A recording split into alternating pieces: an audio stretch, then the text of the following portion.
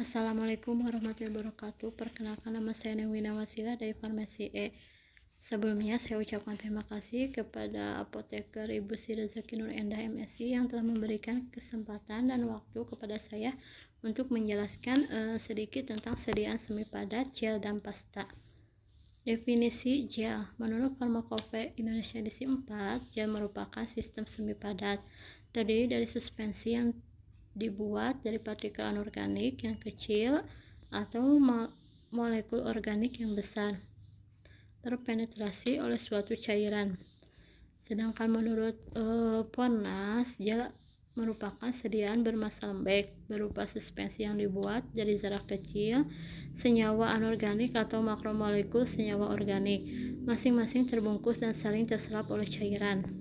Sifat basis gel: yang pertama, tidak mengiritasi; yang kedua, tidak meninggalkan bekas; yang ketiga, stabil; yang keempat, memiliki daya sebar yang baik, mudah dioleskan.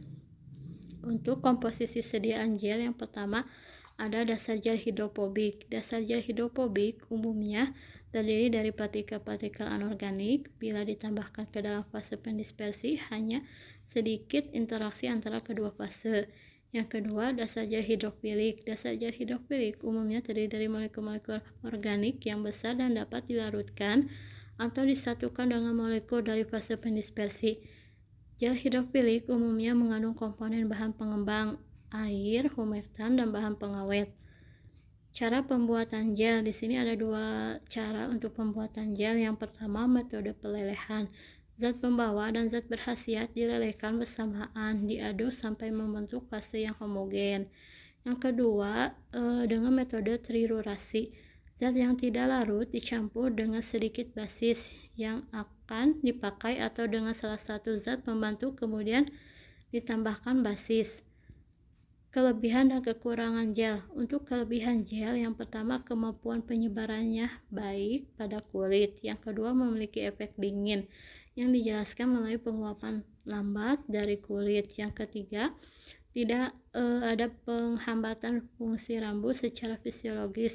Yang keempat, kemudahan pencuciannya dengan air yang baik. Yang kelima, memiliki pelepasan obat yang baik. Sedangkan untuk kekurangan gel, yang pertama, untuk hidrogel harus menggunakan zat aktif yang larut di dalam air. Yang kedua, penggunaan emulien harus diminimalkan. Yang ketiga, hidroalkoholik menyebabkan perih pada wajah dan mata, mudah menguap dan meninggalkan film yang berpori. Di sini adalah contoh etiket dan kemasan. Karena gel digunakan untuk pemakaian luar atau pada bagian kulit, maka untuk etiketnya itu menggunakan etiket berwarna biru. Sedangkan ini contoh sediaan dari gel, yaitu Thrombopop gel. Sediaan pasta. Definisi pasta.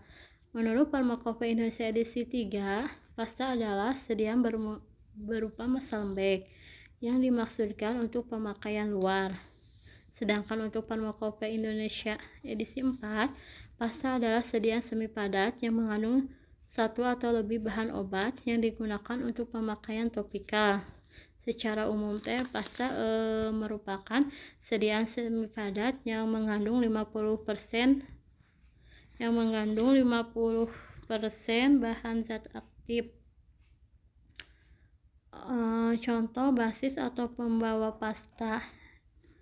Yang pertama, basis hidrokarbon, tidak diabsorpsi oleh kulit, iner, tidak bercampur dengan air, daya absorpsi air rendah, menghambat kehilangan air pada kulit dengan membentuk lapisan tahan air. Contohnya yaitu vaselin, parafin, wet ointment.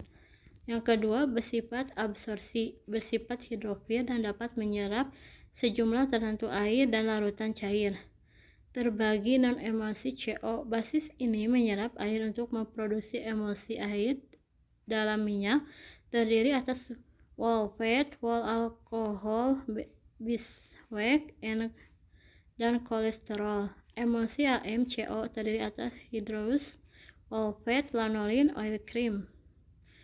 Yang ketiga, larut air, misalnya PEG, polyethylene glycol, yang mampu melarutkan zat aktif yang terlarut dalam air dan meningkatkan penyebaran obat, bersifat stabil, tersebar merata, dan mengikat pigmen dan higroskopis, mudah menguap sehingga dapat memberikan kenyamanan pada pemakaian sediaan pasta. Cara pembuatan pasta yang pertama dengan pencampuran. Komponen ini dari pasta dicampur bersama-sama dengan melakukan pengadukan sampai sediaan tercampur rata dan homogen. Yang kedua dengan peleburan. Semua atau beberapa komponen dari pasta dicampurkan dengan meleburkannya secara bersamaan. Kemudian didinginkan dengan pengadukan yang konstan sampai mengental. Komponen-komponen yang tidak dicairkan biasanya ditambahkan pada campuran yang sedang mengental setelah didinginkan dan diaduk. Kelebihan dan kekurangan pasta. Kelebihan pasta yang pertama, konsentrasi mengikat cairan sekret atau eksudat. Yang kedua, lebih melekat pada kulit sehingga kontaknya dengan jaringan lebih lama. Yang ketiga, lebih kental dari salep. Yang keempat, daya absorpsi sediaan pasta lebih besar dan kurang berlemak dibandingkan sediaan salep. Sedangkan untuk kekurangan pasta, yang pertama, sifat pasta yang kaku dan tidak dapat ditembus. Pasta pada umumnya tidak sesuai untuk pemakaian pada bagian tubuh yang berbulu. Yang kedua, dapat mengeringkan kulit dan merusak lapisan kulit epidermis. Yang ketiga, dapat menyebabkan iritasi kulit. Ini adalah contoh etiket dan kemasan.